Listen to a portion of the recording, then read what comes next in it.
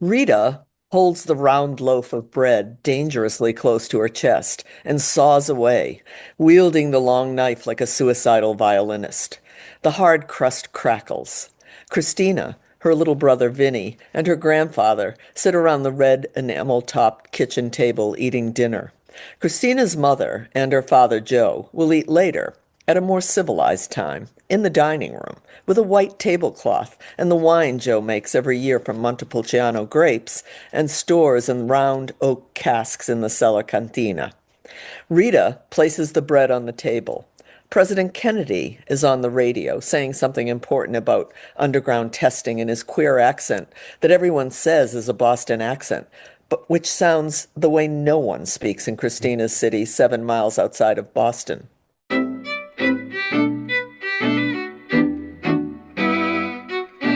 Let me introduce you properly. This is In Conversation with Frank Schaefer, and I am Frank Schaefer, and my guest today is Marianne Leone. And Marianne is an actress, essayist, screenwriter. Her essays have appeared in the Boston Globe and Coastal Living, among other places. She has appeared in films, and those include one with Martin Scorsese, a recurring role in HBO's Sopranos, and is the author of a memoir, Jesse, which I've read, which was actually the first book of yours I read.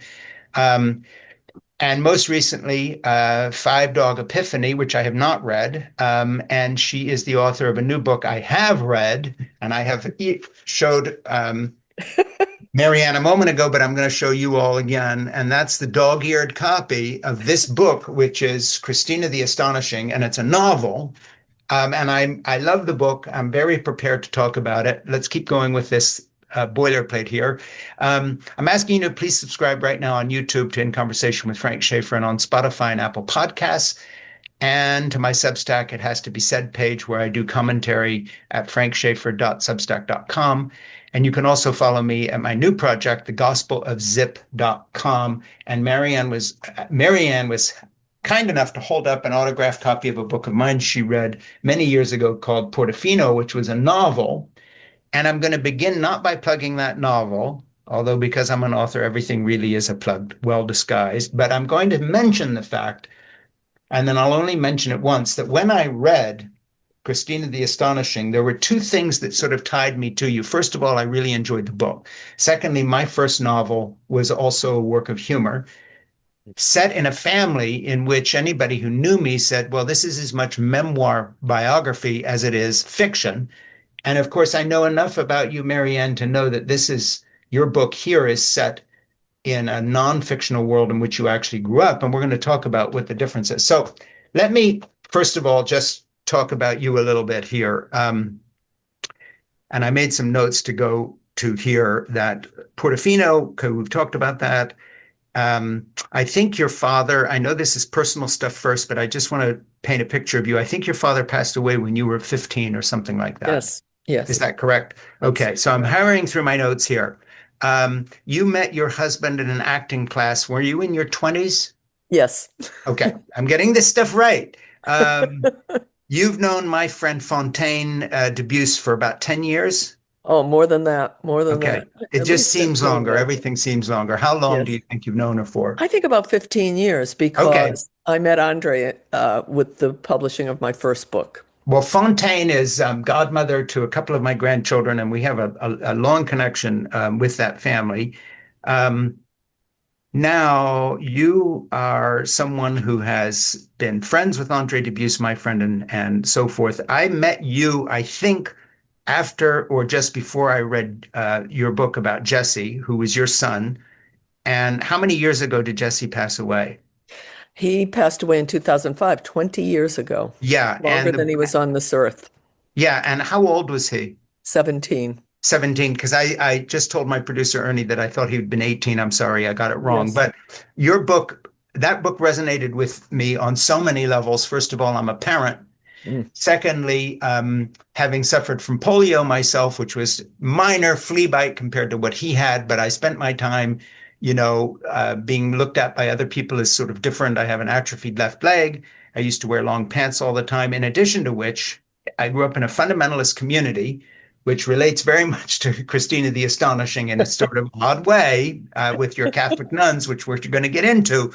But we were very reclusive, and I wasn't sent to public schools. I was being homeschooled. And the only people, and I think I mentioned this years ago to you, that I played with regularly, I had no friends in the village at all because I wasn't in school there, but there was a home for cerebral palsy children next door to me. Oh, So I literally grew up having my only friends being nonverbal kids in wheelchairs, amazing. literally. So when I read Jesse, Oh, and I'm getting tears thinking about it, I was thinking of Gisela and these other kids that I would line up and play with in their wheelchairs. And you know how kids are, just like the nuns, thinking about sin and saints was your normal until it wasn't. My right. normal was, well, of course, next door to our house. And it wasn't like, well, this is, I mean, it doesn't everybody. Yes. So I've gone through life um, having had as my first friends as a child from the age of about 4 years old until I was 15, 16, 17. My literal best friends were kids in wheelchairs, some of whom were nonverbal. So when I read about Jesse, I felt I knew him. Yes. Yes. So it's an Yes. odd connection you and me have. We've written books couched in a religious mother, yours being an Italian, you know, Not religious mother. not particularly religious, who's kicking back against the Irish nuns who look down on Italians because they're having too few children, Yes. compared to the big Irish families in Boston.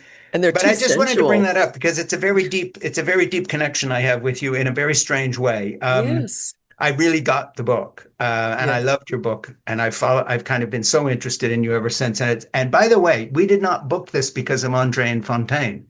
Ah, My producer booked this because he was interested in it as a book, and then figured out that we knew each other. So oh, that's that's a great. nice legitimacy to this interview. Yes. Yes.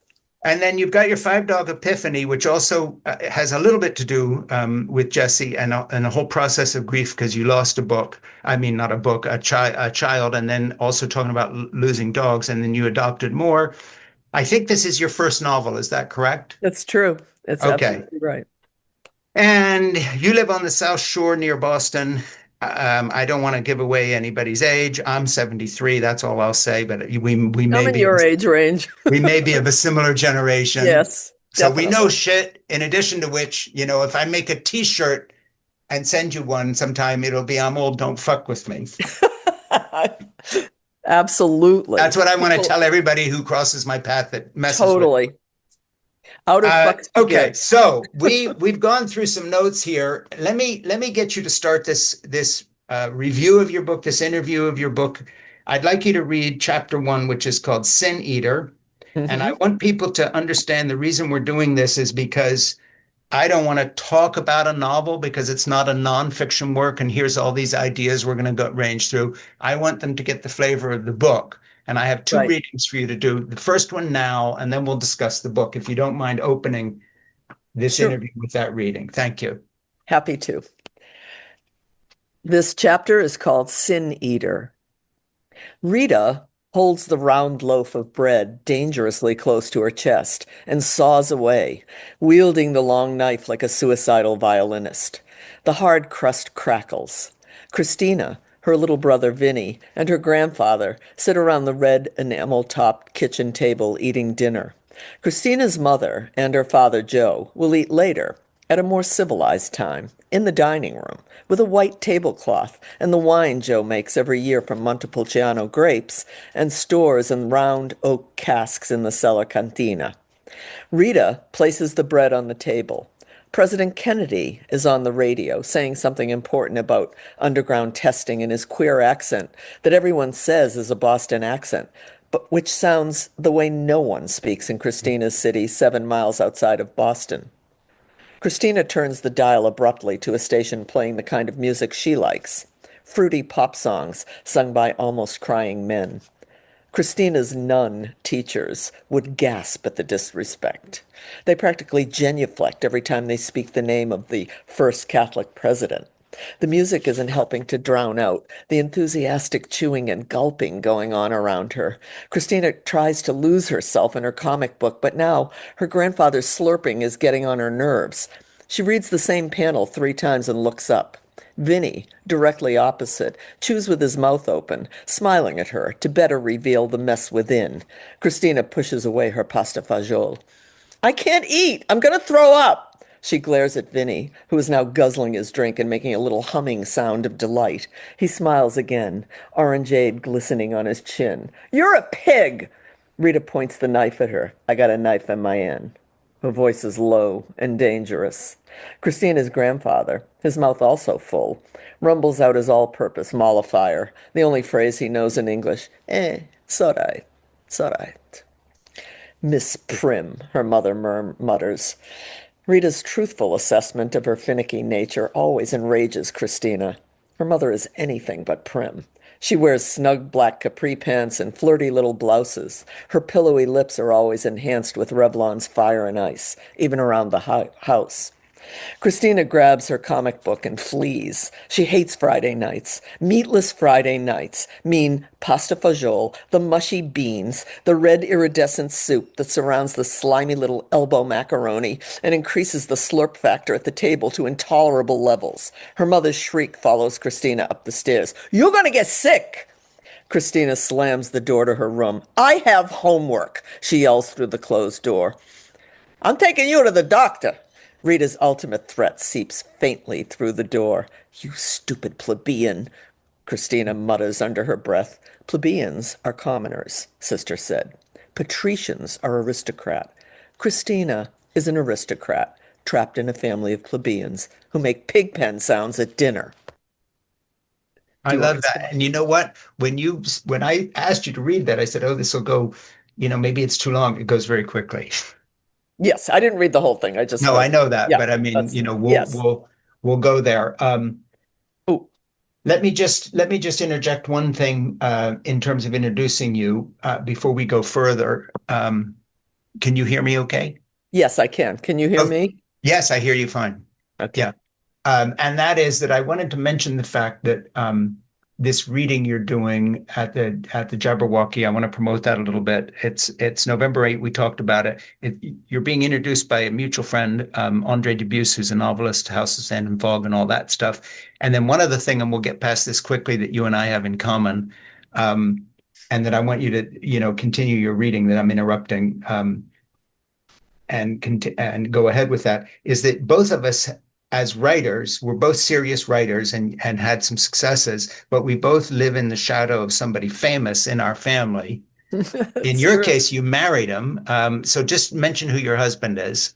My husband is Chris Cooper, who is an Academy Award winner and a fantastic actor. But Yeah. more importantly than anything, he was the best father in the world. We've been married 42 years, and he is the Yeah. best man I know. Well, there we are. And then me, it's not that same warm relationship, although Jeannie and I have been together now for 56 years Oh because my we met when we gosh. were 17 and 18, and I got her pregnant when she was traveling as a hippie in Europe on a Eurail pass for a high school graduation present.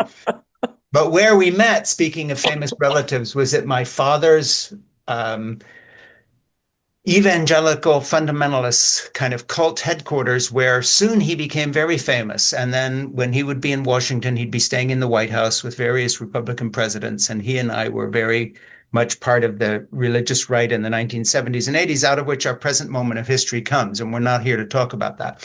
But I've had some New York Times bestsellers and done some things, as you've done some things, but sooner or later in the conversation, it always comes up, well, how does this relate to your father's work?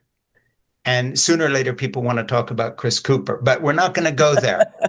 We're going to pretend that my dad didn't do anything and that your husband isn't famous, and we'll just stick with your book. Okay, having interrupted you, do you remember where you were in the reading? Yes, Because we need to finish yes. it. Christina lies on her frilly bed, the pink nylon coverlet itching her back. The coverlet catches her curls in its staticky grip. She flings the creepily grasping bedspread on the floor and rolls over onto her stomach. She gazes at the picture of Christ above her bed. He looks about the same age as Christina in the picture, 9, maybe a little younger, with dreamy brown eyes and blonde curly hair. He seems a little sad and afraid, his girlish lips pressed together as if to hold back tears. His eyes follow you, asking shyly for love. The background of the painting is a somber brown, except for the thin line of light surrounding his angelic head. It looks like Jesus is wearing a cowboy hat with a glowing brim. In fact, until just last year, Christina believed the picture was of a random kid in a cowboy hat that her mother had picked out because Christina had a crush on Dick West, the all-American boy cowboy on TV. It was her chunky friend Rose who had set her straight one day when they were playing house, and Christina announced that the cowboy above her bed was going to be her husband. Rose stared at it. You can't be married to Jesus Hmm. unless you're going to be a nun. Are Hmm. you going to be a nun? Rose was so dense. That's not Jesus. That's a kid in a cowboy hat. That's Hmm. my husband, and he's a cowboy, stupid. It's Jesus, Rose repeated. Shut up and go home. Rose was on the brink of hysteria. Her eyes brimmed with tears. Her voice quavered. It is too, Jesus. Nana Rose has that picture in her bedroom, and she told me it was him. A visit to Rose's house had finally convinced Christina. There it was, the Hmm. same picture in Nana Rose's room. Nana Rose blessed herself in front of the blonde child, murmuring in Italian. Christina doubted she was praying to Dick West, all-American boy. Hmm. Christina stares at the ex-cowboy Jesus above her bed. Did her blonde preteen boyfriend have any idea who would end up splayed on a cross with spikes through his hands and feet, and not just one thorn, but a whole mocking crown of them digging into his scalp? Hmm. Of course he did. He was God, so he already knew everything. Hmm. The nuns say they should strive to become saints. What does that mean? Christina is afraid of hell. She is Hmm. equally afraid of eternity. She fears burning in hell in a place where there is no time. Her mother doesn't believe in hell. Neither does her father. They Hmm. are foolish to tempt the powers of a God who sees everything and has the power to condemn you to hell for all eternity. Her parents won't listen to the nun stories of hell. They laugh at her when she tells them about the tortures that await them. Her Hmm. mother even commits blasphemy by saying that the nuns are full of shit, that they should see what it's like to fry in a field with the sun beating down on you trying to grow vegetables from rocks and soil that is secco, dust, and then giving most of what you have grown to the padrone as payment for working on the land. That is hell, according to her mother. Hmm. Hmm. Christina is a voice crying in the wilderness like St. John the Baptist. Hmm. Well, she isn't going to hell. She will become a saint and go straight to heaven, sailing right by purgatory, heaven's waiting room, which could go on for hundreds of years. Christina grabs her flashlight, the one she now keeps under the bed to confront ghosts, and read secretly at night. She kneels on the bed, the sheet draped over her head as a makeshift veil. She flicks the flashlight under her chin for a haloed effect. Hmm. She admires herself in the mirror on her bureau, directly opposite her bed. She looks like a regular saint. Her mother opens the door. Rita, queen of her domain, never knocks. Hmm. Miss Prim, this how you do homework? Go downstairs and eat. I make you something. On the kitchen table, a BLT, Christina's favorite, with chips, extra love. Rita sits heavily across from her, sighing. Christina grabs a comic book from the stack on top of the radiator. She tries to concentrate on her perfect sandwich, but her mother's black eyes bore through the adventures of little Lulu. All is obviously not forgotten. Christina closes the comic book and looks up, but she is severely undermatched in eye-to-eye combat with her mother. I don't know. It is her mother's Let Us Pray, the prelude to a well-worn litany of Christina's many failings. Hmm. Christina bites into her perfect sandwich. The bacon is crisp the way she likes it. The tomato is juicy and ripe, one of her grandfather's miracles from the backyard garden. Then she remembers. She drops the sandwich back onto the plate. Oh no, it's Friday. I can't eat this and receive on Sunday. Rita shrugs. Eat. I take the sin. She smirks. She thinks the Friday no meat rule is pazzo, an Hmm. insane dictum from men who don't cook. What do they know?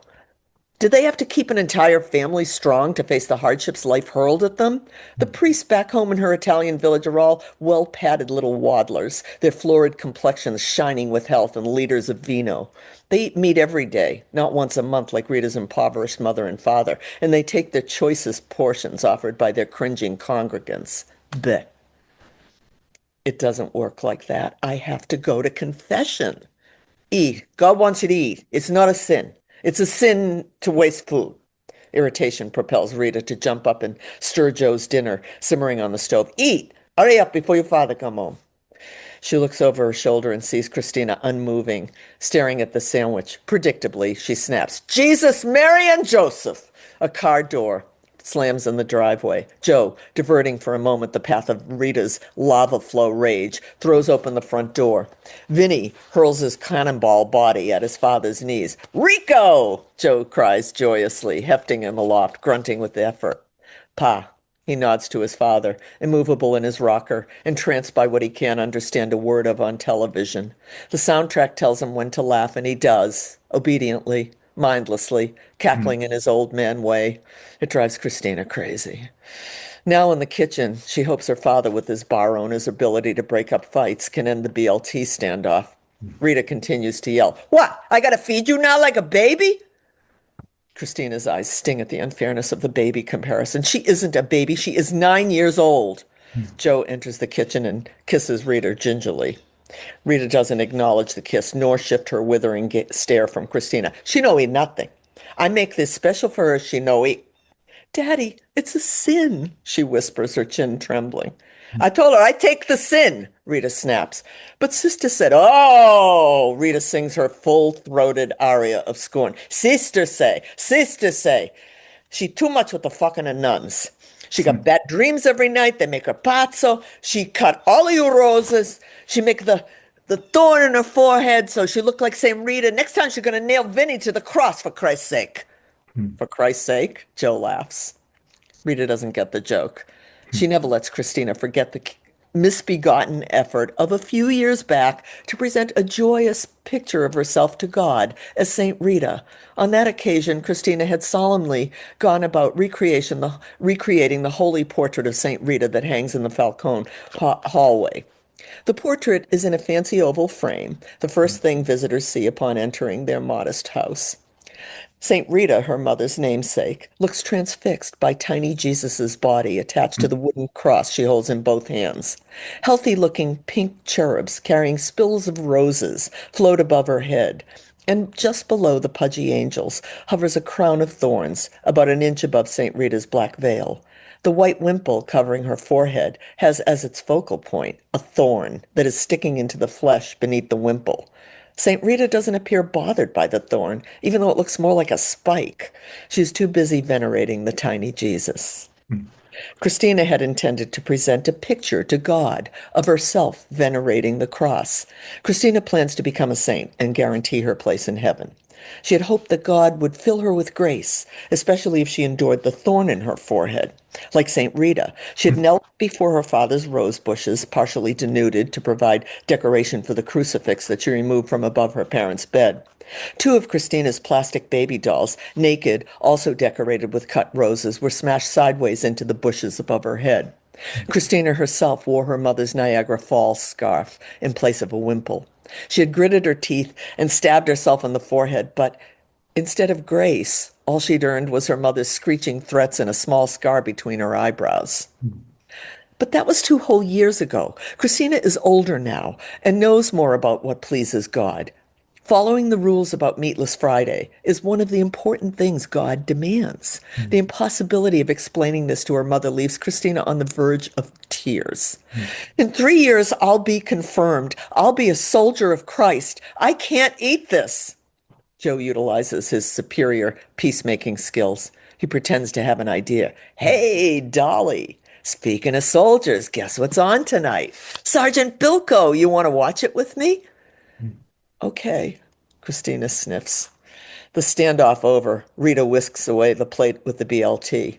She reaches into the freezer and places an ice cream sandwich in front of her daughter. Here, eat, no meat.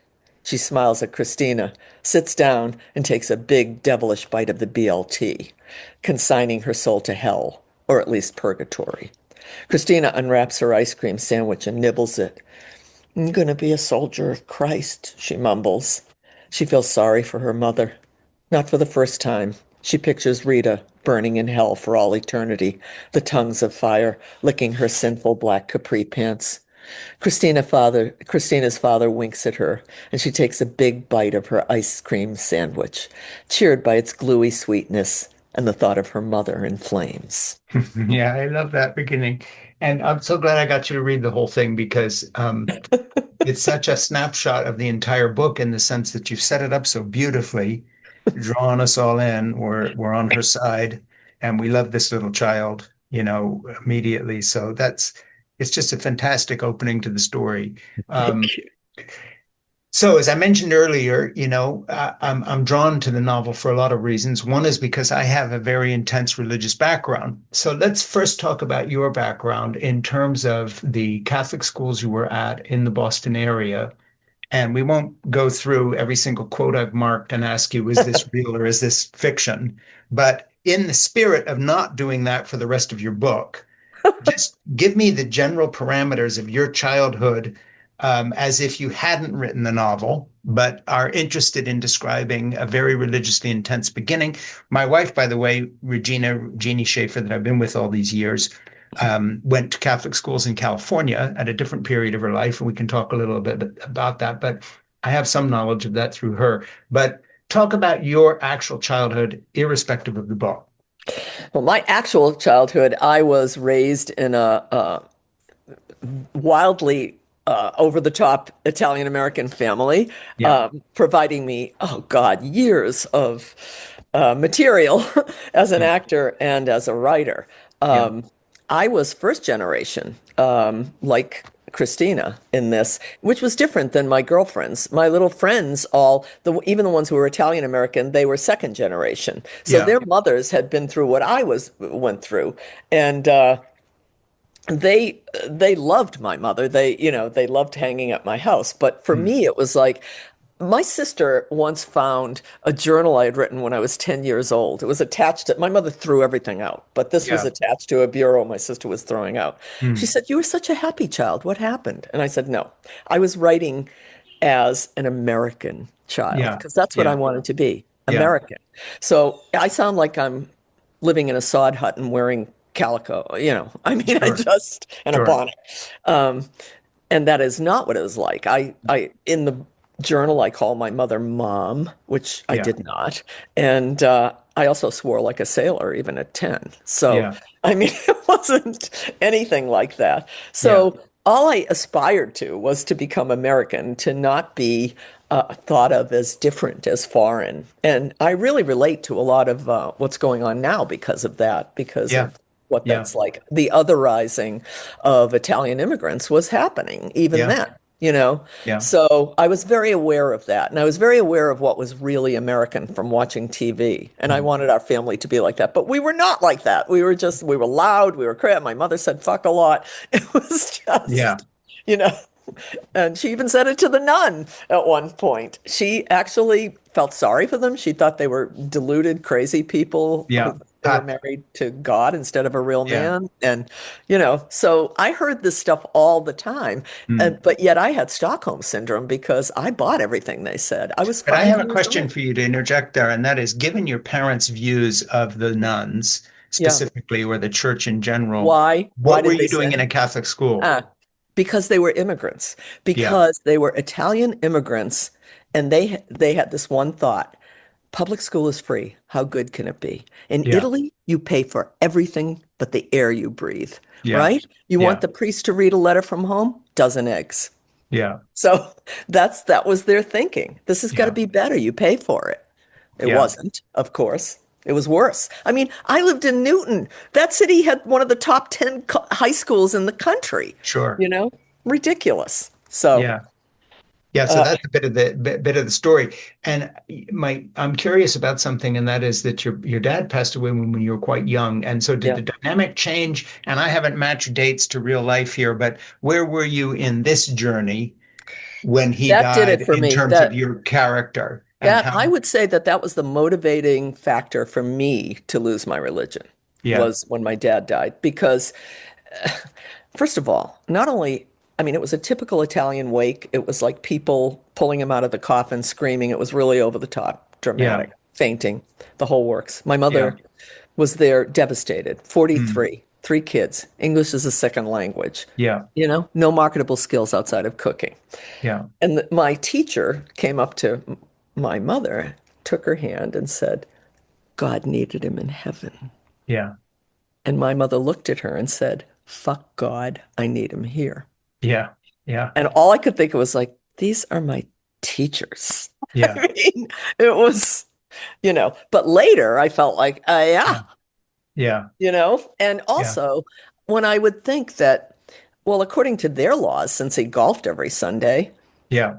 he's burning in hell right now. This Yeah. man who was the most generous man I knew, this man who was kind, generous, who we Hmm. found, homeless old men in our rec room downstairs that he took Yeah. in and then placed in a home. We Yeah. had, there were people continually like, can I leave my kids here? I'm having problems Yeah. with my wife. Yeah. This was going on at our house. You know who reminds me of my dad? Andre. Yeah. Andre Dubus, who is like very generous, Sure. outgoing person and I thought they're going to consign him to hell. I Yeah. don't buy this. I Yeah. just don't buy it, you know? Yeah. And by then, of course, I had already discovered Harvard Square. I was reading a lot outside of I mean, Yeah. all we read were books about the lives of the saints and leprosy.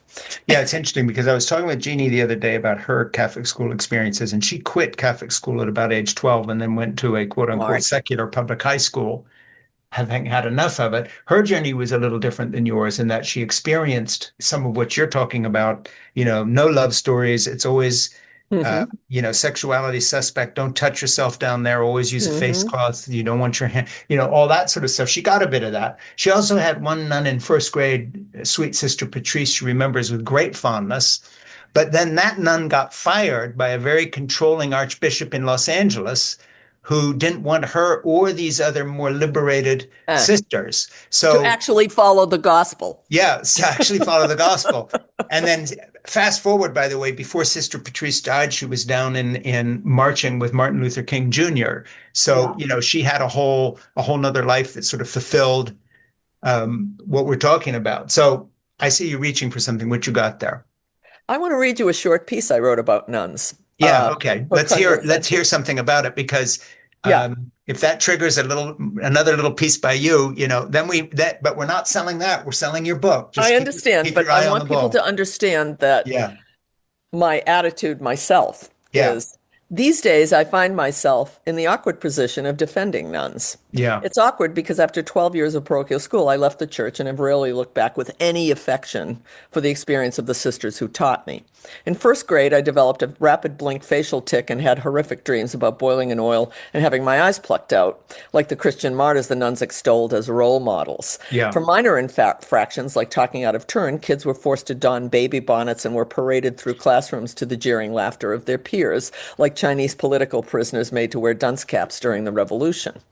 When I saw the Magdalene Sisters, the 2002 film about Sure. the psychological abuse of female inmates at the hands of Irish nuns, it felt like a documentary to me, especially when one of the nuns got nose to nose with an inmate and asked in a high witchy voice, "Are you in Egypt then?" I wasn't called an idiot, but I was continually told I was bold for asking questions or Yeah. speaking before I was spoken to. "You are bold, Miss Leone," was the daily invective Hmm. hurled at me in those days. Bold wasn't a virtue then. It was the hallmark of an insurgent who questioned authority. And along with reading forbidden books, seeing films condemned by the Legion of Decency, or not memorizing the catechism, it was a punishable offense. I learned about the outside world and about social activism not from the nuns, but from Martin Luther King, Bob Dylan, and Simone de Hmm. Beauvoir. I became a committed and effective activist after I had a severely disabled son and had to fight for his right to be regarded as fully human. Yeah. In June of this year, a band of Catholic nuns mounted a 14-day bus tour to protest Republican federal budget Hmm. proposals. This is a while back, that included steep reductions in programs that assist the poor, the elderly, and the disabled. They're doing it again. Hmm. Yeah. These courageous sisters were attacked by the church hierarchy for living according to the vows they took to Yeah. relieve human suffering. Yeah. The most recent rebuke comes after the Vatican issued an April report criticizing the Leadership Council of Women Religious for focusing too much on social justice and not enough on abortion and same-sex marriage. Hmm. The priests in charge, who presumably took the same vows as the nuns, chose to focus their wrath on these sisters who work on the front lines of poverty in the soup kitchens, the homeless shelters, and other places that rarely hear the swish of a soutane. Yeah. Earlier this month in Charlotte, in a speech before the Democratic National Convention, the Nuns spokeswoman, Sister Simone Campbell, received thunderous audience applause when she said, Mitt Romney and Paul Ryan are correct when they say that each individual should be responsible. But their Hmm. budget goes astray in not acknowledging that we are responsible not only for ourselves and our immediate families. Rather, Yeah. our faith strongly affirms that we are all responsible for one another. I am my sister's keeper. I am my brother's keeper. Hmm. Let me join the enthusiastic applause of that audience. I may not have learned about social activism from my parochial school teachers, but I recognize it when I see it. To Yeah. each Catholic nun who is challenging the status quo, I say, You are bold, sister. Keep challenging the false authority of those who diminish the lives of the marginalized. My now unblinking ex-Catholic eyes are wide with admiration for you Yeah. and your cause. Yeah. And there's a similar strain running through my wife Jeannie's experience with sweet sister Patrice, who was so out of character with the other nuns that she remembers her first grade teacher's kindness in a class of 50, by the way. That's And what we had. there were some classes of 70, she said, Yes, that it made such an impression upon her. Imagine if all the nuns teaching her had been sweet sister Patrice. yes, yes, yes, And it's no coincidence that after what you just read, that sweet sister Patrice in her obit, which we looked up, was down there marching with Luther King. So, it's so interesting. It's this bi-coastal reality that you yes. experienced in New England. Jeannie's in California. You're both about the same age. I have to mention it because Jeannie and I talk about this quite a bit. Okay, so we're going to do what we're here for, which is to talk about your book. Although having read it, we've done a lot because anybody Yes. with half an ear has already gotten deeply into your book and wants to read it themselves now, or they should no longer listen to my thing here. You, there are so many things that I've marked passages. Again, this is not a nonfiction book. Um, Something early here again in the book. The nuns are all, with one French Canadian exception, Irish American women, despite the absurdly male names bestowed upon them when taking their final vows. They disapprove of the Italians, whom they consider superstitious, mentally subpar, and um, members of as suspiciously smaller families than the Irish, who pump a steady supply of students into Precious Bloods, that's the name of the school, elementary and high schools. It makes Christina depressed. It's all true. The Falcones are not good members of the Christian community, especially her mother. Her father at least sends turkey over to the nuns at Thanksgiving. I just love that. It's such, one of the things I love about this book is you managed to write a book that grown-ups like me can read from the point of view of a child, but when you're in the voice of the child and expressing her feelings, you have not forgotten what it is like to be a child. You really see the world through her eyes. I think it's incredibly convincing. So, you take her through her teen years the same. So that's a passage I love. So I wanted to talk a little bit about your family, which we've done, but her father at least sends a turkey over to the nuns at Thanksgiving. So I'm going to ask you point blank on that one, if that is a true memory, or did you just make that up to That's a fill? true memory. I My thought it father was. did send her Yeah. turkey. Yeah. And then also very close to that part of the book, you've got somebody saying, "Are you being bold, Miss Falcone? I don't tolerate bold girls in my class. Be Right. seated." And I The thought, again, bold. that ties in with what you Yeah. write about. Okay, let me get to a passage I want to ask you about here a little later in the book. Um, when I talk about my grandmother and some of my memories and some of my writing, this really struck a thing here. You and I have very similar kind of experiences at different ends of the spectrum. By now, she is able to light up like a pro without coughing. This is a grandmother character. It's an old Yeah. lady in the chapter called Babe. But the funny thing is, um, I wrote a book called Saving Grandma many years ago. I'm not selling it now, but the irreverent old lady who crashed into my lap Yes. was my grandmother. Oh, that's beautiful. And so she wasn't lighting up a cigarette because she was 90, but she was this person. Oh, that's So great. when my mother talked to my grandmother, and she could have been talking to your friend who offers you cigarettes and the whole bit, Right. and my mom said to my grandmother that she needed to accept Jesus Christ as her personal savior, and he would become her best friend. And my grandmother stared at her and says, "I got all the friends I want." That's something Babe wouldn't say. Yeah, when I was 11. Absolutely. So I got to tell that Absolutely. story only because it's again, okay, so I'm going to do this for the last time, but I'm going to ask you She's about a this total woman. figment. Where does this woman come from? She is my wish fulfillment. That's where she comes Yeah, from. yeah, exactly. Now, my Yeah. grandma was real, I and wish I had cashed known in on her. it by quoting her in some of the things I wrote. But this is a fantastic invention, and it's a Oh, thank wonderful you. foil Thank you. because Yes, she's everything the nuns fear, right. and she's a blind person living in a special home that and imagining how she's decorated her room in this Yes, drab yes. place she's never even seen. I love this character, and of course you place her sort of in the heart of the book. She's really the Right. fulcrum upon which the whole story turns, unless I've misunderstood it. You're absolutely right. So talk about how you created this character, and rather than me reading bits and pieces of her favorite lines, but I just would indulge in one. I um, love it. Christina Uh, has been visiting Babe for 4 years now, ever since her fourth grade class had been dragooned into performing at St. Lucy's. So, talk a little bit about this oh, character, the story, how they I, met. I Because, usually open my readings with this by saying, and I do read this chapter a lot when yeah, I'm on my own. I think I'm going to read it at Jabberwocky. yeah, But what I talk about is the fact that it's she is the amalgam of all these bold women that I really loved from yeah, 40s movies that I used to yeah, see. They were on in the afternoon when I came home from school. These tough babes like Barbara Stanwyck and those girls. That's who she reminded. She is like my wishful, like I wished I had somebody like that yeah.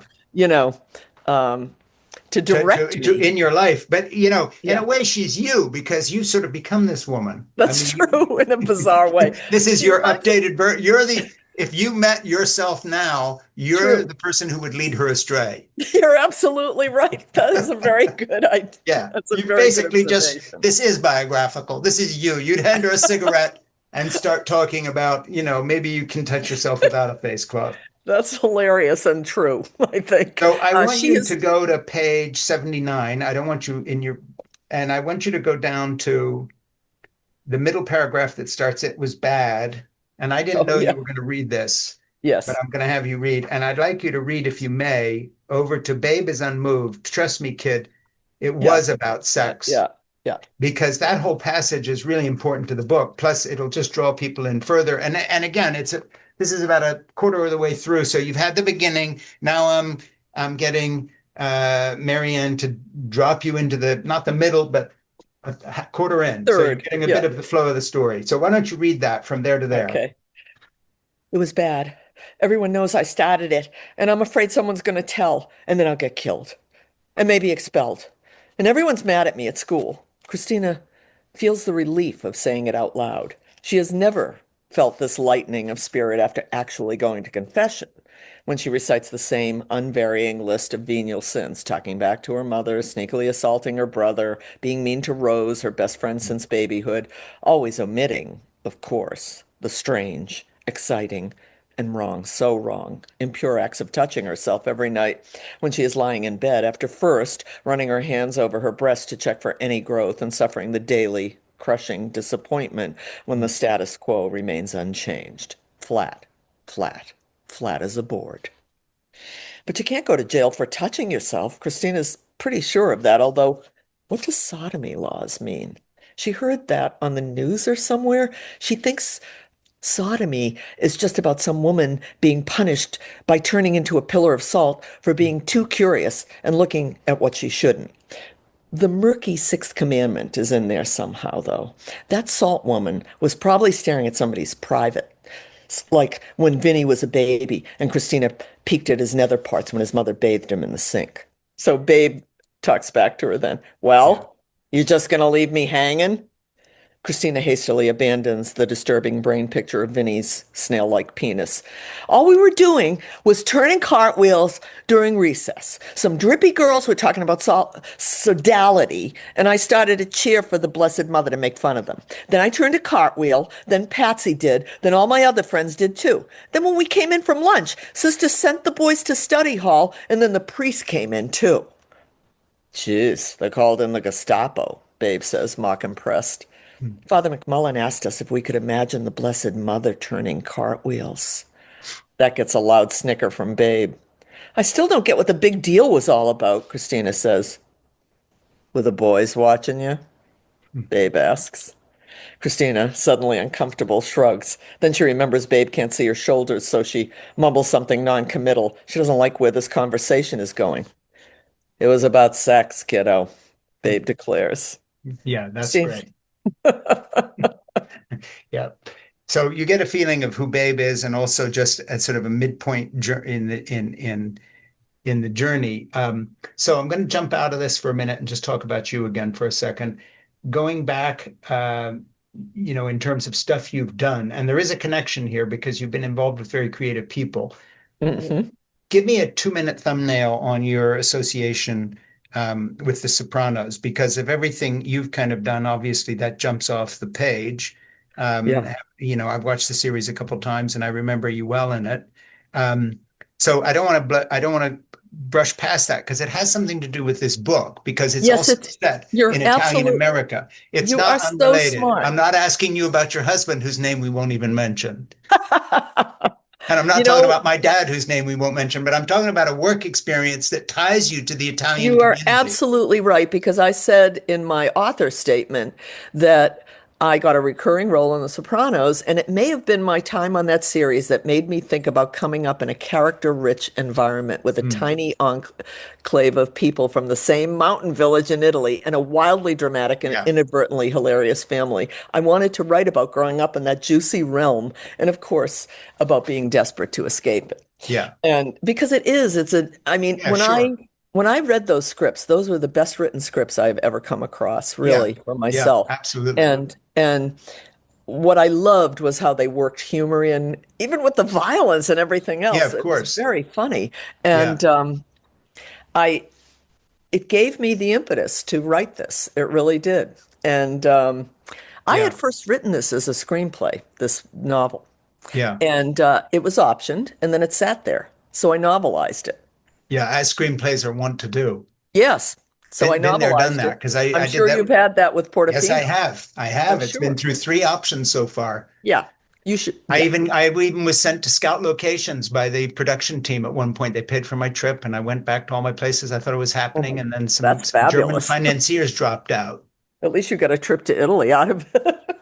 I did get a trip to Italy. It Yeah. was more than I got out of the other ones. But anyway, talk a little more about that connection with The Sopranos, because the whole Italian American thing, of course, it's a different series. It's about mobsters in New Jersey, but there's a connection, not in that small village sense of recreating communities. It may just be a local cafe. It might be the church. It may be the parochial Totally. school.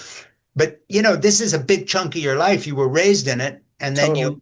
how long were you involved with the series when they were making it? I did I did 4 seasons. Yeah, so that's a I long did time. 9 episodes. And it was great. It was really fun. Yeah, And everybody, we knew everybody because everybody had acted with everybody else, of sure. course, being ethnically stereotyped in different. I'd been in a film with Michael Imperioli, Frank Vincent, Yeah, all of those people. And so when I saw them again, it was, you know, we all knew each other. yeah, And it was a really good experience, and a lot of it was very similar to my own experience growing up, I have to say. yeah, The humor, the same kind of humor, the same kind of, family that talked louder than everybody else, and all of it was very, very similar. And it may have been that made me want to write about it, you know.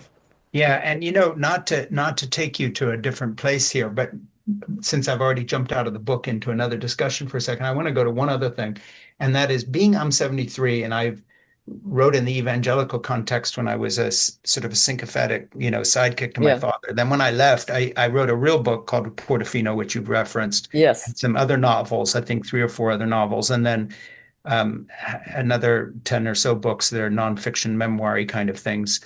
One involving a son as well, like you with Jesse, except mine went to Afghanistan and was a Marine there. So, I've Mm. experienced, Yes. recycling my family and my own life into my books, as one does. Right. Um, I remember talking to Andre when he was going to write Townie, asking me Yeah. about my memoir, saying, what did you say? What didn't you say? We all do the same things.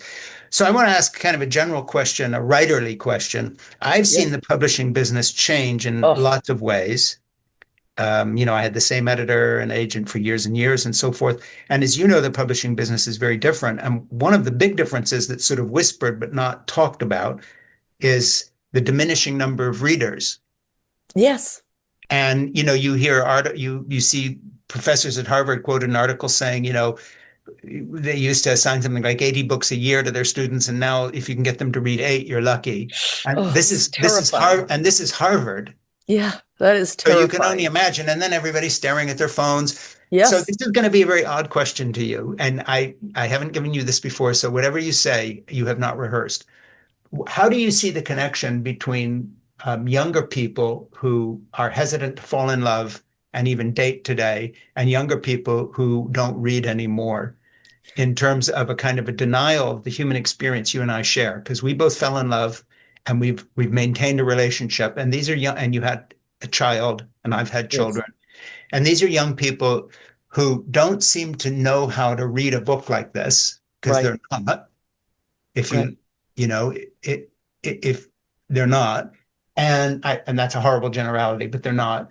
And then, but they're not doing the things you and me took for granted. So, for Right. instance, you question a lot in this book, but you don't question your parents were together. Right. You don't question they had kids. You don't question that life will continue and we may have environmental disasters or a nuclear war, but somewhere someone will be falling in love. But Right. we interviewed Jean Twenge the other day, who's written this 10 Rules for Raising Kids in a High-Tech World. And she's, along with Jonathan Haidt and all these other social scientists, she's writing about, and she does the real studies of interviewing the kids. And I'd have to get into that with you because you've written a book about your son and you're a mother of experience. You're a lover. You're a wife. You came from a tight knit family. Forget where they were. You played in a very famous drama, perhaps the most famous drama of all time. And whatever else The Sopranos was, it was about family. That was it. Right. That's The right. mob stuff was a sideline. It was That's the right. family relationships that mattered, unless I'm That's right. wrong. That's right. No, So you're I just want to absolutely go right. there with you. What has happened to both reading and dating? What has I think happened it's to social reading and media. falling in love? What's going I on? think it's totally social media. You I, think I that's do. it? I really do. And I don't know what to say about this because the technology that brings all this computer and I think of my son, my late son, and I think Sure. of how great it was for him. So Yes. I was always split on this thing. Yeah. I don't love the screen time. But on the other hand, for Jesse, it was the way he wrote poetry. It was the way Of he was course. able to communicate. It was Yeah. all of that. So I'm really torn about that. I'm Yeah. really torn about it. And I also see my niece, we helped her, bought a house, built a house that added on to the house that I grew up in, which was a Sure. modest arts and crafts house. The Yeah. fact is they're in an extended family now. My Mm. sister, who is retired, picks up those kids from school. They have a Yeah. relationship, very close relationship with their grandparents. Yeah. It's made a difference Yeah. in those kids don't have the anxiety I see with a lot of kids who Right. were during COVID and lockdown. They're Right. outgoing. They have a lot of friends. They're Yeah. not afraid to, they're not anxious. And I'm Yeah. wondering if it isn't that kind of, you know, all Yeah. ages type thing that is, I mean, it wasn't for me. I couldn't wait to escape and just leave the enclave where I came up in, where you were expected to, not go to college, marry some guy from the neighborhood and Sure. start having kids right away. I was Yeah. really not into that. Yeah. Yeah. Now that the years have gone by, though, my niece is able to go to, she's got her master's. She's a teacher. She's a Yeah. special ed teacher.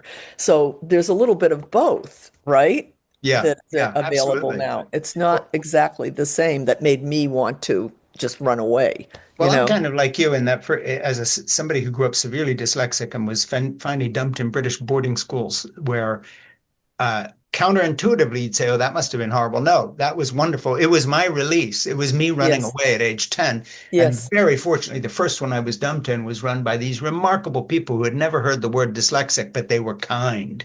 Nice. That's all that counts. And it That's made a huge thing. Anyway, the Total. second one I ran away from when I was 15, and that was the end of it. So basically, I fall into the cohort that you described, saying, well, you weren't expected to go to college, you just got married and have babies. That's me, but it all worked out. Right. Only because the person I married, Regina Ann Walsh, was a remarkable woman, and I could have wound up with anybody, Right.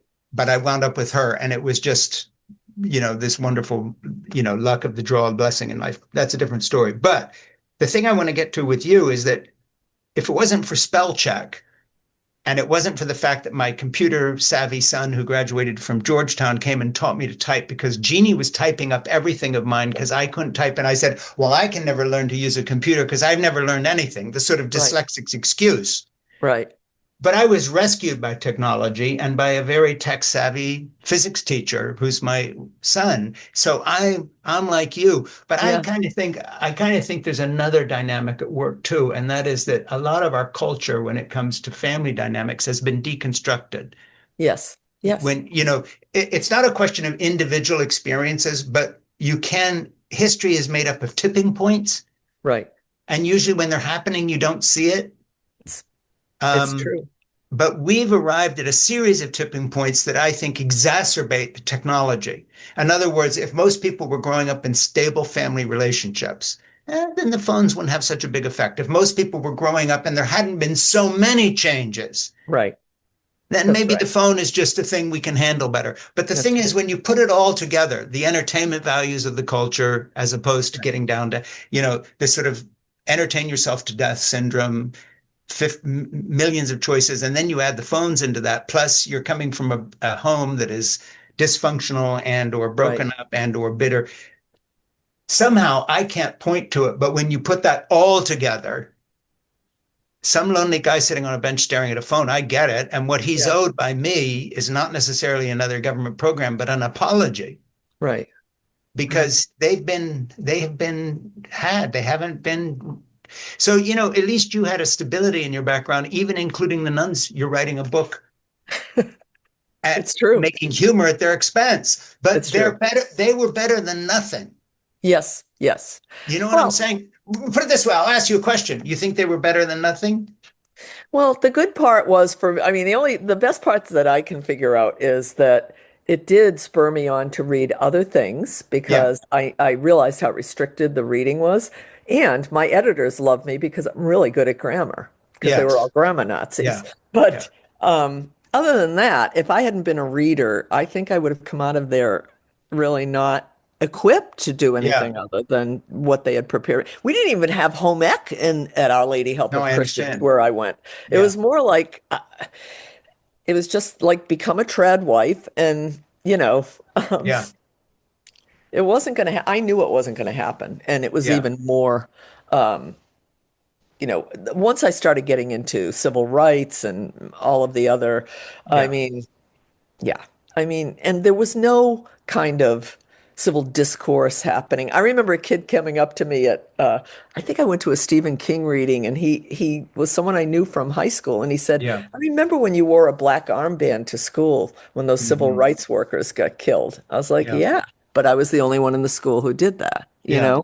There Yeah. was no movement for Wasn't happening. yeah. Let me fast forward to something because I just want you to read one other thing here. Unfortunately, I like your book too much. So as far as I'm concerned, you should just start at the beginning and keep going. I want you to read something else that I put here. If you want to grab your book and Yeah. go to what page is that? If you want to go to page 137, 137. Quando Mai, Oh, quando mai. Yeah. and I want you to just read a bit of this until you get sick of reading a few pages, whatever, because Okay. this is an incredible part of the book. And I want you to read a bit of this. But first of all, set it up because we're Okay. jumping way ahead with people. I don't want to Well, the confuse members them. of Christina's class have been sent ahead to find a saint to write about that is their name saint. Right. And they have to write, you know, a piece that is just going to be just fawning and all of that. And Yeah. so Christina's in the library with her friends, and she's furious that she has to do this. So she's just categorizing instead of writing her things, she's categorizing all the nuns that she's had and what they've done to her. So this is what this is what she writes Yeah. for her paper. Sister Yeah. Juventinus, the first grade nun who passed back corrected papers marked with either a star for getting it right or a baby for getting it wrong, and who Mhm. never told Christina why making all her twos backwards was incorrect, who stamped a chubby, curled up baby on her paper, which made Christina forever after associate babies with shame. Pray for us. Sister Aloysius, the second grade nun, who rationed bathroom breaks so severely that the Mhm. aisles between the desks ran daily with rivulets of pee that no one acknowledged were there. Pray for us. Sister Frederica, the third grade nun, who was an impish hair puller, an ear twister, and whose cheery, pointed features had the power to make the muscles in Christina's face jump from a distance, even when Christina was home and supposedly safe. Mhm. Pray for us.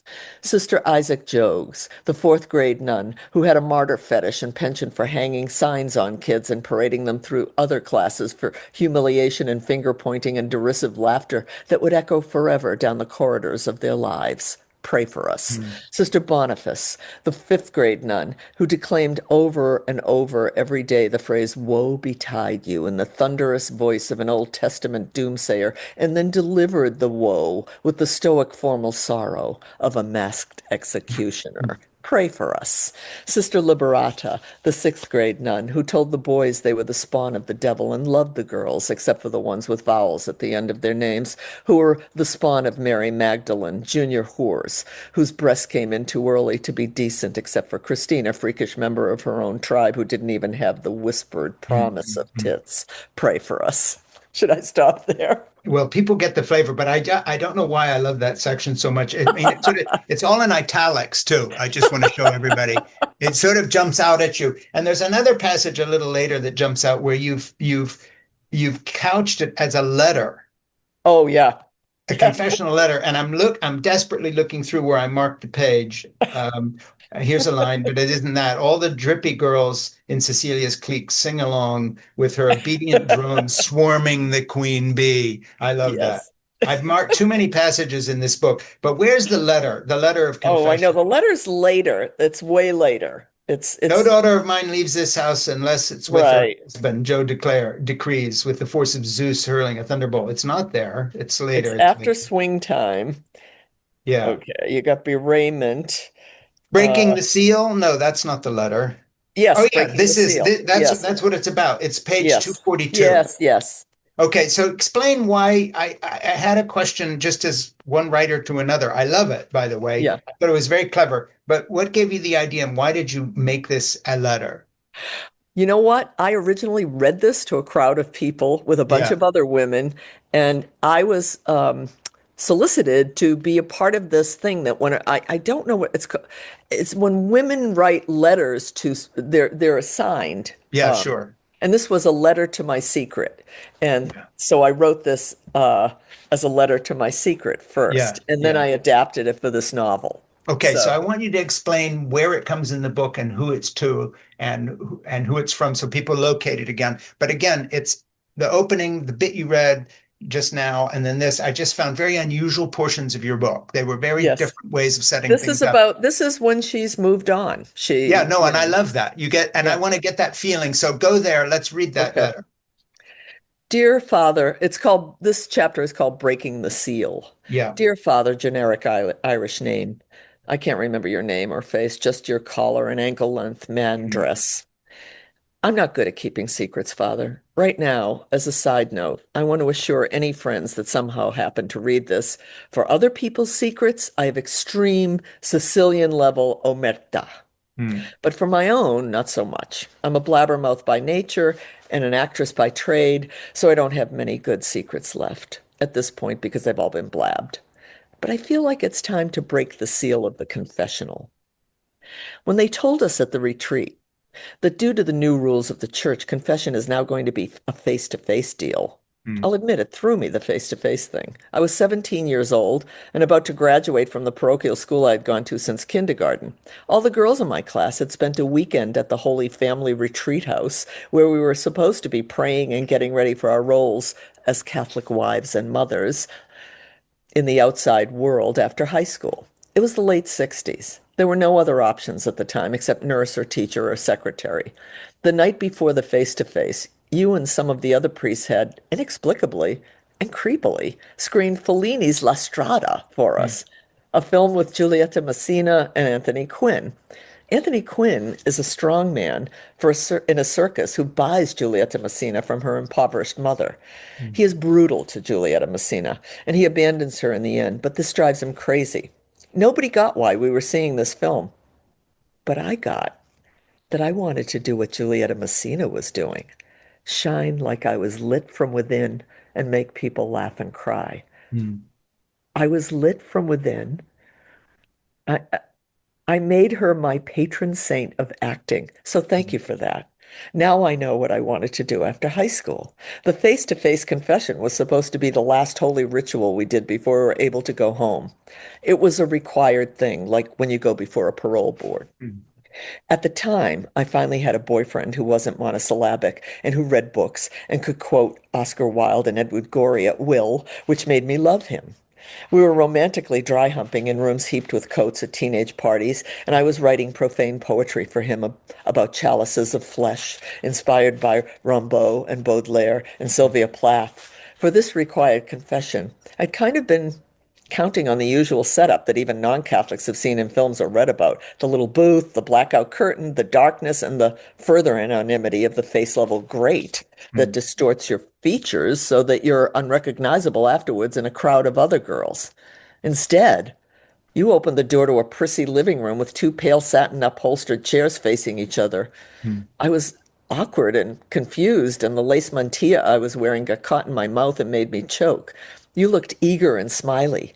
Was I supposed to kneel before you while you sat? No, you informed me I could sit in my chair facing you while I said the ritual words, "Bless me, Father, for I have sinned." mm, I realized that when I told you about the boy touching me, it was partly because of my impulse control issue and partly due to my being an incorrigible show off. I kind of wanted to brag about my new boyfriend who wasn't even Catholic and had a grandfather who was Chinese and wore his glossy black hair long and had an upper lip that mesmerized me because it curved into a natural sneer. mm, You weren't impressed, as I recall. You got right down to business and asked if I let the boy touch me, and I said I did. I was absurdly proud of this. Most boys just told me you're weird and walked away at Catholic Youth Organization dances. You got very serious and killjoy and told me that you couldn't grant me absolution unless I promised to never do it again. And the way you said that you, as the agent and direct representative and mouthpiece of God, would deny me forgiveness, and the idea that I would remain forever tainted by sin, unforgiven, with a compromised, blackened soul, that terrified me for about a minute. mm, And then, for the first time in a long time, I listened to my mother, even though my mother and I were mortal enemies at the time. Do you know what a mangiapreti is, Father? The literal translation is priest eater in Italian. It mm, also means anti-cleric. My mother was from Italy, and she was a mangiapreti, even though she sent me to Catholic school. She thought it had to be better because you paid for it. It wasn't. It really wasn't. I remembered when I was a little kid and cried because she never went to confession, and I was afraid she would burn in hell and mm, not go to heaven where I plan to reside for all eternity. She was rolling out the Sunday macaroni at the time, and she cut off two strands and twisted them together. She showed them to me and said they were called strozzapreti, priest stranglers, because when she was in Italy and they didn't have much to eat, the priest would invite himself over for dinner and he would eat a big plate of strozzapreti that was supposed to be for the whole family, and they would end up going hungry, and he should choke on it. And that's why they're called priest stranglers. mm, I told her that you were the human representative of God on earth, and strangling a priest was murder. But then she said that the priest was making them morta di fame, dying of hunger. mm, And that was also murder, just slower. She said to be careful around priests and never let them touch me. I thought she was crazy and prayed for her and hoped her craziness would prevent her from the eternal fire. Turns out she's smart, my mother.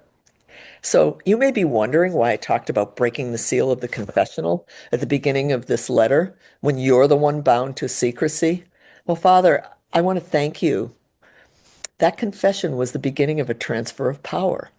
I took the power from you to stand in for God as her representative, and that's why it's me breaking the bonds of the confessional and not you. So no worries on your part. On that day, I told you that I would never do it again. Only I didn't specify that I would never let the boy touch me again. I just agreed that I would never do it again. And I didn't even really know at the time that when I said I would never do it again, that it would mean that I would never again, in the dark or face to face in full daylight, confess my sins to a man who claimed to be standing in for God. Sincerely, Christina the Astonishing Falcone. Yeah, and I love it so much that I got teared up when you're reading it because it's such a fantastic piece of writing, but also so true. And I just want to say the reason I chose to sort of, we're not quite wrapped up yet, but the reason I chose to wrap up close to that reading is because, of course, this book is breaking the seal. The whole book Right, is. right. And so essentially you have dared to write a book about your family, even though big chunks are made up because it's a novel in a way that breaks trust. But on the other hand, since I love your family, obviously you have served them well. And I don't know, what they would feel about it, but you've certainly given their memory wings and your mom, your dad, and so forth. They had a good girl. You've taken care of them on the way through, which is very moving to me. So I want to ask you something about this breaking of the seal, and then kind of wrap it up there. And by the way, when I sign off here in a moment, having thanked you for being here, please stick around one more second because we're going to make this a book club offering Okay, in great. February. And I want you to talk to my producer, Ernie, to make sure we line up all our ducks in a row and also suggest to him any other guests we should be talking to Okay. because some of our best leads come from people we Yes, have yes, on I'm who say, by sure. the way, if you like my book, you'd love fill in the Yes, blank. It yes. doesn't have to be writers, it can be Right, right, anybody. They don't have to be famous. right. Um, but where I want to wrap this up a little bit is just on a kind of a writerly question, and that is the same one Andre asked me when he was writing Townie, and he said, you've written this memoir, Crazy for God, and what's the feedback you get from your family, and how do I kind of draw a balance? And the thing I told him that I tell anybody who asks me this question, and I want to get your reflection on it, is I say, look, books have various drafts. And in the early drafts, don't write thinking, what will anyone think? Much less, how will my mom like this? How will this go with my sister? Because I have a sister that's sort of like her in the book, whether it's fiction or nonfiction. I said that the only time you ask yourselves those questions is when all the passion for the project is over and it's just work and you're in the 10th draft and you're editing. Then, in that moment, when inspiration won't come anymore because that's all done, and you're not going to fuck your book up by asking yourself psychological questions or family questions or how will my uncle like this? Or worst of all, is this fair? Yeah, Because the only question you ask when you're writing is, is this work? Is this flowing out well? right. Um, Would you give the same advice to someone who's watching this, who's a writer and wants to write a memoir type fiction or a memoir type book? Or would you add anything to that? Well, all I want to add to that is the dedication that I wrote for my second memoir, which was about my mother, called Yeah, Ma Speaks Up. I yeah, dedicated it to my brother and sister, and yeah, I said to them, and I said, all of us from the same source, but each with a different story to tell. yeah, yeah. Because we Wonderful. each experienced our mother differently.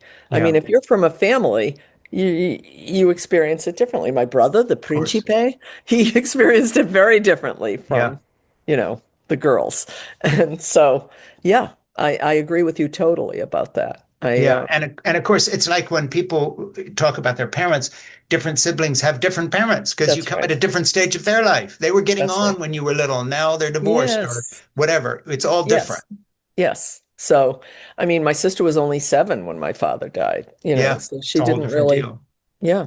So, I mean, it's very much like that. And I didn't feel any kind of fear about this, Yeah, putting it out there. I mean, all my old people are dead, sadly, yeah.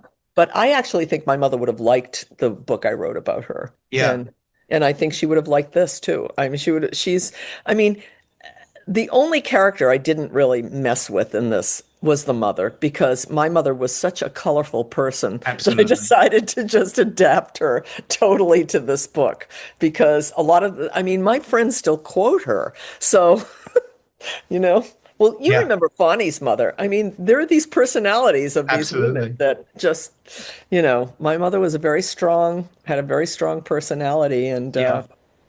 you know, Yeah, even in though my we, life, I sort of had different experiences. When Portofino came out, I had a sister who didn't speak to me for 7 years oh my and said that I told, tales out of school. Here, God. you'll like this part. But my mother bought 17 copies of the hardback and sent them to her best friend signed. And obviously, she hadn't been as insulted as my sister said she had because Right. my sister was, by the way, this particular sister still is that super pietistic. Uh, She's more religious than my parents ever were. Everything is the Lord telling her this or whatever. So what was interesting is she was defending my mother, who liked the book and wasn't insulted, but my sister wouldn't talk to me. Now we've repaired that and it's all fine. And now we're old people, getting into that time of age where you have yeah. to be a total idiot to carry all that baggage in Yeah. because we all Yeah. know our days are numbered now. At least I do. Yes. Yes. And my wife had a heart attack 5 years ago, and I've changed our diet and I do all the cooking. And, it's a whole different world. So if you can bear a grudge now, you're a real idiot Yeah. Yeah. Yeah. because your days are numbered. And we Yeah. all know that. But back However, in the day, I do agree that you should remove toxic people from your life. I yeah, mean, I think well, that, she removed herself mm, mm. and we don't I mean, talk this has much since. happened in my family. In the Trump era, it's endemic. It's horrible. It's endemic. Everybody has, Things are experienced going that. on. And of course, we didn't go there because A, I don't know how your blood pressure is and I don't want to kill you. I gotta say, there are people I haven't spoken to, including, my neighbor across the street put up a sign, "The best is yet to come." Not the Yeah, first time, the second time. And yeah, I thought, you watch me walk my son by in a wheelchair every day, and now you're telling me you're cool with the guy who mocked the way he held his hands. So this is what he gets every time I see him, absolutely. Yeah, and I yeah, dare him to come and speak to me. He yeah. hasn't dared to yet. Well, and So, of course, as we speak right now, the food stamps for all the people walking their oh, sons in wheelchairs past their home, your son's shadow somewhere will now go hungry in addition to everything that's else. right. That's right. And I can't stop thinking of that. So, Yeah, we live in fraught times, but and this is not a stretch, all the more reason to read a book like this that has a deep soul to it and laugh while you're reading it because guess what? Being a human doesn't stop, which is what I that's always tell right. young people saying, well, the world, blah, blah, blah, blah. We So, need laughter and we need to fight back against bullies. This tells you we to do do. And both. we also need love. And I don't mean that in a wishy-washy way, Yeah. but I had a godson a while back ago who was telling me this big rigmarole, how he's been with this girl for 7 years and they love each other, but she's got a new job opportunity in LA, but he's staying here because that's where, and I'm saying, from my stage of life, I don't look at anything I've ever done career-wise, the failures or the successes, they don't outweigh the time I have with Jeannie. Yes. Walking next to her as she was on a gurney after a heart attack, I wasn't sitting there thinking about why wasn't saving grandma as Yeah. selling as well as Good care. Portofino. Yeah. I Yeah. mean, you don't get life if you think you have another bite at this. Do you love her? Yeah. Then move to LA or have Yeah. her give up the job. But for goodness Absolutely. sake, are you Absolutely. crazy? Yeah. Yeah. I mean, Chris and I, when we had Jesse and had Yeah, to move, and I proposed, I was like, the New York schools have 7% inclusion. yeah, I mean, and it was pre-internet. And yeah, what I learned was that we were above the federal average here in yeah, Massachusetts. yeah. Sadly, we moved to the one town that did not have someone who honored that. You Just know, explain about Jesse 1 second so people our can son relate. was born 10 weeks early, Yeah, and through a really strange occurrence that set it off was me walking to MGM. I was a reader for MGM. yeah, This is how I learned to write screenplay. I'm yeah, returning my work, and some guy commits suicide by jumping off the Hotel Warwick. yeah, And if I'd been 5 minutes earlier, he would have landed on me. So I go yeah. into labor later that night. Sure. And I have Jesse 10 weeks early. And as a result of his third day of his life, he develops a grade 4 cerebral hemorrhage.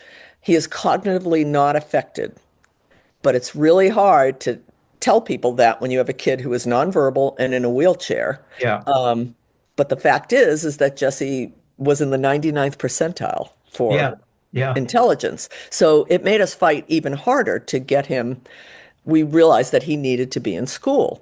Yeah. So we did move to this town where the special ed director was quoted as saying, "Why should we spend money on these kids? They don't give anything back to society." Yeah. So don't say that to an Italian mother because I'll kill you. Right. And I hear so that. I said to my husband, he's going to school. That guy's getting a dead horse's head in his bed, and he's not going Yeah. to have a job when I'm through Yeah. with him. And that happened. There were 6 lawsuits. Jesse went to school, Yeah. um, and yeah, he lost his job. So, Yeah. but it was a real battle, and it was really hard. And it took 2 years, and we were losing weight. And I bought a punching bag so I could Yeah. get through it. Yeah. So it was difficult. That was the biggest fight of my. I mean, I guess all the activism in college prepared me for this, right? Sure. To But this become time, to be a very Italian about it, this time it was personal. absolutely, absolutely. La Familia, you know? La Familia, absolutely.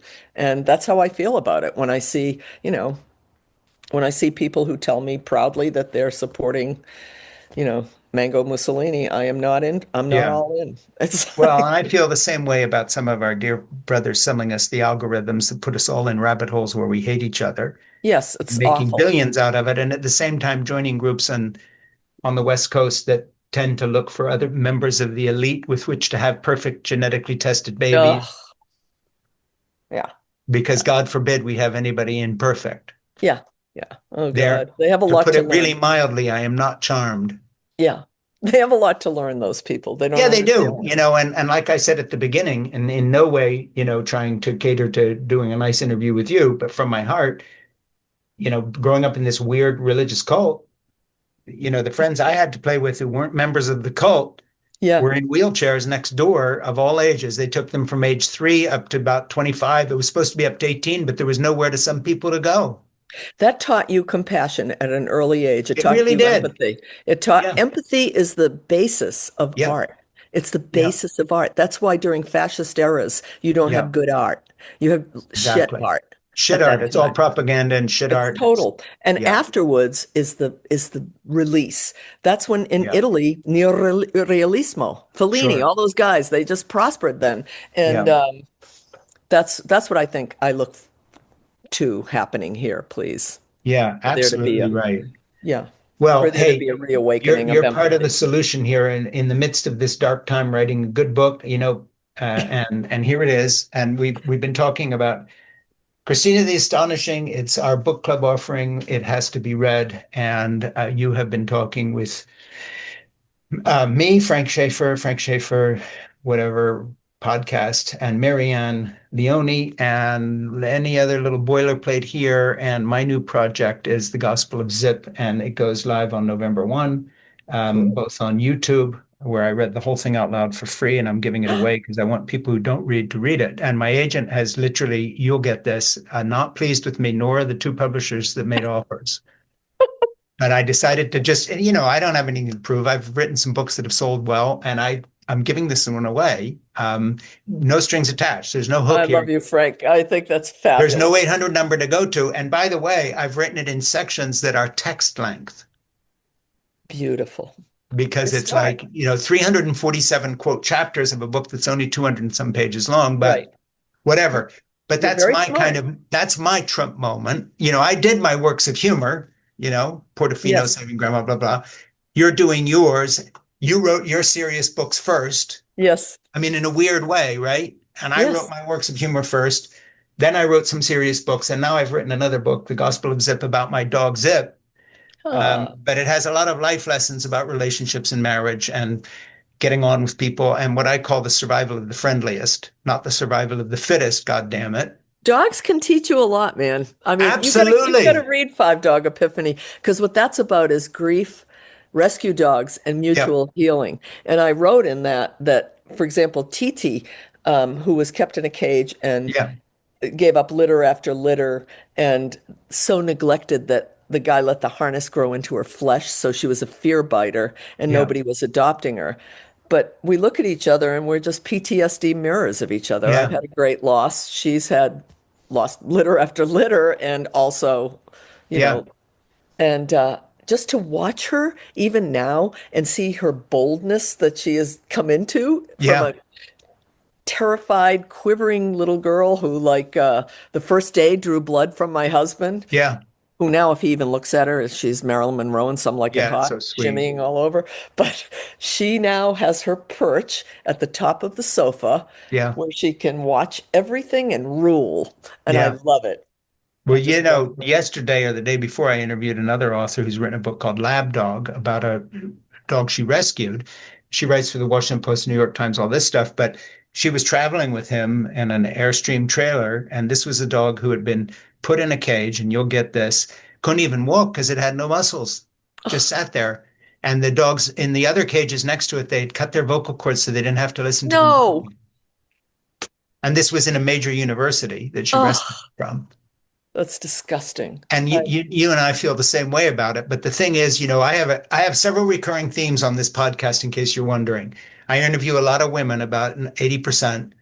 I interview a lot of people who have animals and love them.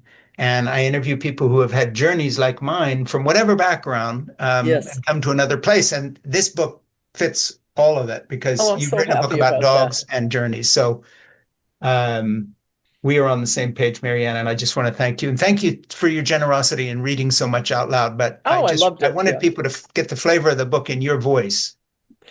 Well, being an actor, it really helps and it makes it fun for me. So, Yeah.